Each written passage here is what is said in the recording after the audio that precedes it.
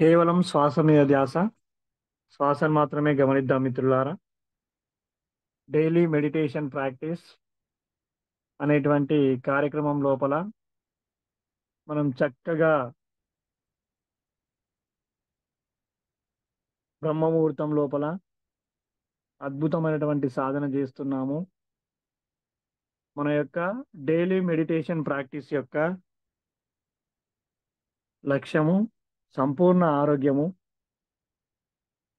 నిత్యానందము. హాయిగా కూర్చుందాం, ప్రశాంతంగా కూర్చుందాం.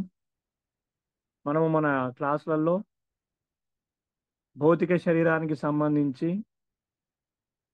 ఆధ్యాత్మిక శరీరాలకు సంబంధించి, 7 శరీరాలకు సంబంధించి చాలాసార్లు చెప్పుకోవడం జరిగింది. మానవుడు ఆధ్యాత్మికంగా ఎదగాలి అన్నా, భౌతికంగా చాలా చక్కటి ఆరోగ్యవంతమైనటువంటి శరీరాన్ని కలిగి ఉండాలి. ఆరోగ్యవంతమైనటువంటి శరీరాన్ని కలిగి ఉండాలి అంటే మరి ప్రతి శరీరం లోపల శరీర ధర్మ శాస్త్రం ప్రకారము జీవ గడియారము అనేటువంటిది ఒకటి ఉంటుంది. Biological clock. ఆ జీవ గడియారాన్ని మనము సక్రమంగా వినియోగించుకోవాలి. ఆ జీవ గడియారానికి మనము అనుకూలంగా మన యొక్క జీవన విధానాన్ని ఏర్పాటు చేసుకోవాలి. అప్పుడే శారీరక ఆరోగ్యము, అంటే మానసిక శారీరక రుగ్మతలు లేనటువంటి సంపూర్ణ ఆరోగ్యము సిద్ధించడం జరుగుతుంది. సూక్ష్మ పోషకాల లేకుండా, సూక్ష్మ పోషకాల లోపం లేకుండా ఆహారం తీసుకోవడము ఒక పార్ట్ అయితే,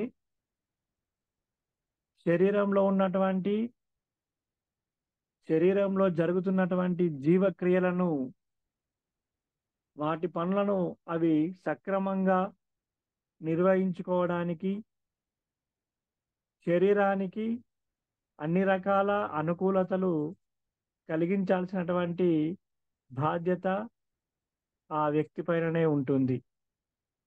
మరి శరీరం లోపల ఎలాంటి క్రియలు ఉంటాయి? శ్వాసక్రియ అతి ముఖ్యమైనటువంటి క్రియ. శ్వాస ఉంటే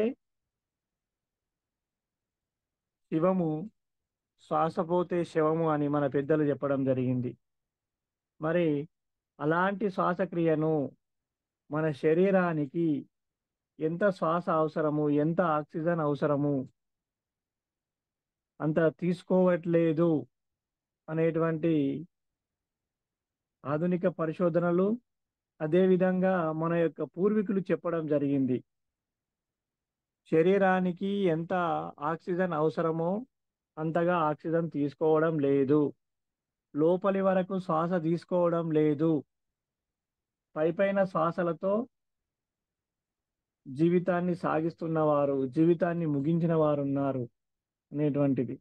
మరి లోపల వరకు శ్వాస తీసుకోవాలి అంటే శ్వాస విధానం పైన చక్కటి అవగాహన ఏర్పాటు చేసుకొని శ్వాస మీద ధ్యాస ఉంచి చక్కగా సాధన చేయాలి. అప్పుడు మనం తీసుకున్నటువంటి శ్వాసలో ఉన్నటువంటి ఆక్సిజన్ శరీరంలోని ప్రతి అవయవానికి, ప్రతి కణానికి చేరుతుంది. ఆక్సిజన్ చేరింది అంటే అక్కడ ఆరోగ్యం ఉన్నట్లే. ఆక్సిజన్ యొక్క ఆటంకము, పోషకాల యొక్క ఆటంకము ఏర్పడింది అంటే అక్కడ శారీరకంగా అనారోగ్యము, రుగ్మత ఉన్నట్లుగానే భావించవచ్చు. హాయిగా కూర్చుందాం మిత్రులారా. శ్వాసక్రియతో పాటు మన శరీరంలో ప్రసరణ వ్యవస్థ అనేటువంటిది ఉంటుంది. మరి ప్రసరణ వ్యవస్థ అంటే మనము మన ముక్కు ద్వారా తీసుకున్నటువంటి గాలి, అదేవిధంగా మనం తీసుకున్నటువంటి ఆహారము, మనము చెవుల ద్వారా విన్నటువంటి సమాచారము, మన చర్మం ద్వారా పొందినటువంటి అనుభూతిని శరీరంలోని ఏ ఏ భాగాలకు పంపాలో ఆయా భాగాలకు సక్రమంగా ప్రసరణ అనేటువంటిది జరగాలి. ఇక్కడ ఏదైతే మెసేజ్ ఉందో ఆ మెసేజ్ అదే విధంగా ఆ భాగానికి చేరాలి. మరి శరీరంలో అనారోగ్యం ఉన్నప్పుడు ఈ ప్రసరణ వ్యవస్థకు ఆటంకం అనేటువంటిది జరుగుతుంది. జరిగినప్పుడు రుగ్మతలు ఏర్పడి అవి దీర్ఘకాలిక రోగాలుగా ఆవిర్భవించడానికి అవకాశం మెండుగా ఉంటుంది.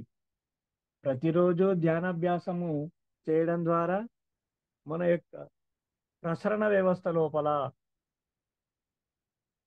చక్కటి మెరుగుదల ఏర్పడుతుంది.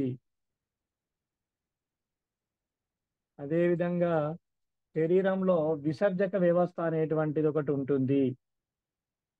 మరి విసర్జక వ్యవస్థ యొక్క పని ఏమిటంటే మన శరీరంలోనికి ఏవైతే రాబడినటువంటి ఆహార పదార్థాలు కానీ, నీరు కానీ, సమాచారం కానీ దాన్ని శరీరము జీర్ణించుకున్న తర్వాత, శరీరము స్వీకరించిన తర్వాత మిగిలిపోయినటువంటి అవసరం లేని పదార్థాలని సక్రమంగా బయటకు పంపేటువంటి క్రియయే విసర్జన క్రియ. మరి ఆహారాన్ని తీసుకోవడం ఎంత ముఖ్యమో, తీసుకున్నటువంటి ఆహారము జీర్ణమై, తీసుకున్నటువంటి విషయాలు జీర్ణమై చక్కగా రక్తంలో వెళ్ళడము ఎంత ముఖ్యమో, అదేవిధంగా విసర్జన అంటే ఆహారాన్ని తీసుకొని జీర్ణమైన తర్వాత మిగిలిపోయినటువంటి మలిన పదార్థాలు, మిగిలిపోయినటువంటి మలినమైనటువంటి సమాచారము, సరిగాని సమాచారాన్ని విసర్జించడము అనేటువంటిది చాలా ముఖ్యము. మనము మాటలు మాట్లాడినప్పుడు ఈ చెవితోటి విని ఆ చెవితోటి వదిలిపెట్టేయాలి. అవసరమైన మాటలు మాత్రమే మైండ్లో ఉంచుకోవాలని చెప్పడం జరుగుతుంది.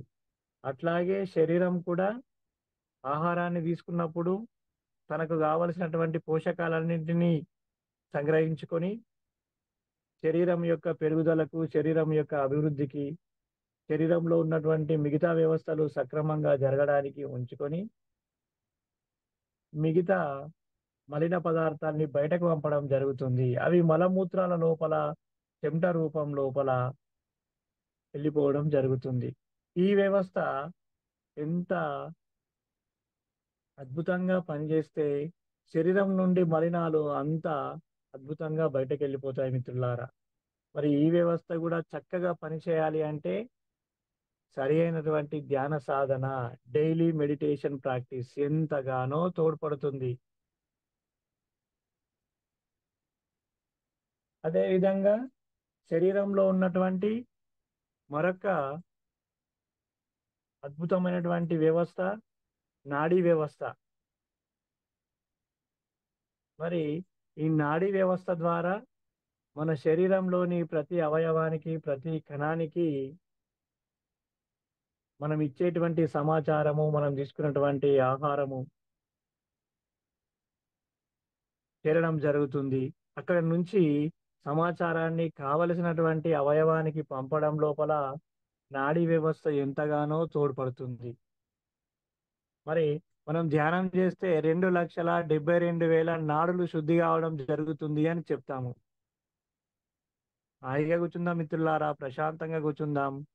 మరి ఆ నాడులు శుద్ధి కావడం వల్ల మనము మన చుట్టూరా ఉన్నటువంటి సమాచారాన్ని పసిగట్టడానికి అవకాశం ఉంటుంది.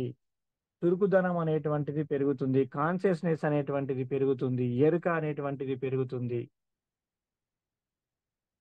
మానవుడు ఎంత ఎరుకలో ఉంటే అంత ఆధ్యాత్మిక ఎదుగుదల ఉన్నట్లుగా భావించబడుతుంది.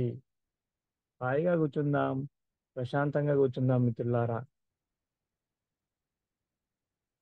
ఇది శరీరం లోపల, శరీరానికి ఎప్పుడైనా వేడి పదార్థాలు తగిలినప్పుడు, చలి పదార్థాలు తగిలినప్పుడు శరీరాన్ని అలర్ట్ చేస్తుంది. చలికాలంలో చలి ఎక్కువగా ఉన్నప్పుడు స్వెటర్ ఏసుకో, చెవులకు రుమాలు కట్టుకో, చెవులలో దూది పెట్టుకో అనేటువంటి సంకేతాలు మనకివ్వడానికి ఈ వ్యవస్థనే, ఈ నియంత్రణ వ్యవస్థనే మనకు సహకరిస్తుంది. ఆ! ఆహార పదార్థాలు తీసుకున్నప్పుడు ఆహార పదార్థాలు రుచిగా ఉన్నాయా? రుచి తక్కువగుందా? లేదా ఉప్పు ఎక్కువైందా? అనేటువంటి అనేక రకాల క్రియలు వీటి యొక్క ఆధ్వర్యంలోనే, నియంత్రణ వ్యవస్థ యొక్క ఆధ్వర్యంలోనే జరగడం జరుగుతుంది మిత్రులారా. అదేవిధంగా సృష్టి యొక్క మూలానికి, సృష్టి నడవడానికి అత్యంత ముఖ్యమైనటువంటి వ్యవస్థ ప్రత్యుత్పత్తి వ్యవస్థ. మరి జీవులన్నింటి లోపల జీవులు తన యొక్క ఆహ్, జీవిత కాలాన్ని ముగించుకొని కొత్త తరాన్ని ఏర్పాటు జేయడానికి సృష్టి ఏర్పాటు చేసినటువంటి అద్భుతమైనటువంటి వ్యవస్థ ఈ ప్రత్యుత్పత్తి వ్యవస్థ. మరి చాలామంది సరైనటువంటి ఆహారపు అలవాట్లు, సరైనటువంటి జీవన విధానము, పోషకాహార లోపాలు, అనేక రకాల అంశాలతోటి వాటి యొక్క ప్రభావాన్ని ఈ ప్రత్యుత్పత్తి వ్యవస్థ పైన చూపిస్తూ వారు సంతానాన్ని లేకుండా సంతానలేమి అనేటువంటి సమస్యలతో బాధపడుతున్నారు. మరి డైలీ మెడిటేషన్ ప్రాక్టీస్ అనేటువంటి కార్యక్రమం ద్వారా మన లోపల ఉన్నటువంటి ఈ ప్రత్యుత్పత్తి వ్యవస్థ కూడా అత్యద్భుతంగా పనిచేసి మరి సంతానం ఏర్పడడానికి కూడా, కొత్త తరం రావడానికి కూడా ఎంతగానో సహకరిస్తుంది. హాయిగా కూర్చుందాం మిత్రులారా. ప్రశాంతంగా కూర్చుందాం. మనము మన భౌతిక శరీరానికి సంబంధించి శరీర ధర్మ శాస్త్రం ప్రకారంగా మనము చక్కటి పోషకాలతో ఉన్నటువంటి ఆహారాన్ని తీసుకోవడంతో పాటు ప్రతి వ్యవస్థ పైన ఒక చక్కటి అవగాహనను మనం ఏర్పాటు చేసుకుంటున్నాము. శ్వాసక్రియ, ప్రసరణ క్రియ, విసర్జన క్రియ, నియంత్రణ క్రియ, ప్రత్యుత్పత్తి క్రియ, వీటన్నింటి గురించి మనము చక్కగా డిస్కషన్ చేసుకుంటున్నాము. మరి ప్రతిరోజు ధ్యానాభ్యాసం అనేటువంటి కార్యక్రమం ద్వారా మన భౌతిక శరీరం లోపల 2,72,000 నాడుల శుద్ధి జరగడంతో పాటు ఇంకేమి జరుగుతుంది? ఈ జీవక్రియలలో సమన్వయము అనేటువంటిది ఏర్పడుతుంది. కోఆర్డినేషన్ ఏర్పడుతుంది. ఏదైనా ఒక యంత్రము సరిగ్గా పనిచేయాలి అంటే దాంట్లో ఉన్నటువంటి మిగతా సబ్ సిస్టమ్స్ అన్నీ ఒకదానిపైన ఒకటి ఆధారపడి అవన్నీ సక్రమంగా పనిచేసినప్పుడు ఆ యొక్క వ్యవస్థ సక్రమంగా పనిచేయబడుతుంది. మరి దీన్నే జీవక్రియలలో సమన్వయము అని చెప్పడం జరిగింది. మన శరీరంలో ఉన్నటువంటి జీర్ణక్రియ, శ్వాసక్రియ, రక్త ప్రసరణ క్రియ, నియంత్రణ క్రియ, ప్రత్యుత్పత్తి క్రియ, విసర్జన క్రియ వంటి క్రియలన్నీ సక్రమంగా నిర్వహించడానికి వాటితో అనుసంధానం కలిగి ఉండి సమన్వయంతో పనిచేయడము అనేటువంటిది అద్భుతంగా జరుగుతుంది. కోఆర్డినేషన్ అద్భుతంగా ఉంటుంది ప్రతిరోజు ధ్యాన సాధన ద్వారా.